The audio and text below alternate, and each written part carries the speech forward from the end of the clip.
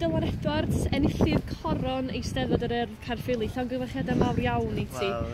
Da ni wedi clywed yn barod mai hanes noson yn Aberystwyth oedd yn rhedeg trwy dy waith I. Ond ni wedi dweud chydig mwy am syniadau oedd gen ti?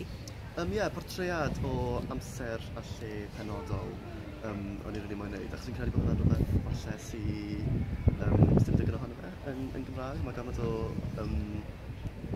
ffocws ar stori a cymeriadu sy'n bethau pwysig wrth gwrs, a sy'n bethau pwysig yn gwaith I, ond amser a lle a sy'n prif o deimlad a naws pwysig yn y stori.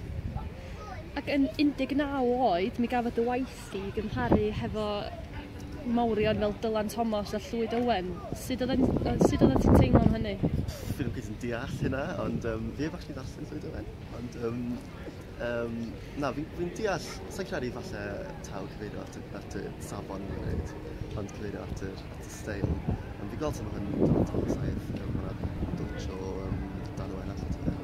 Achos bod e'n gweud gymaint o straeon mewn rhwng ei gilydd, a bod yna symud mor gryf o le amser.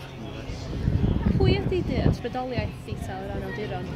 Rhan awduron, yn amlwg John Didion, hi oedd yn prif ddylanwad ar y gwaith, sgwennu hi o'r 60au.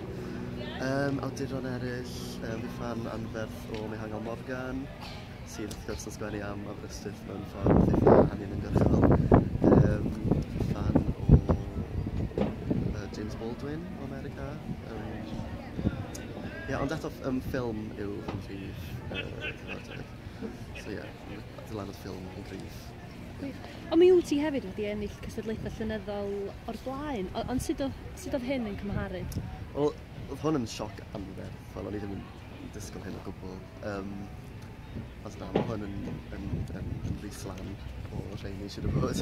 So na, fe'n hyfryd.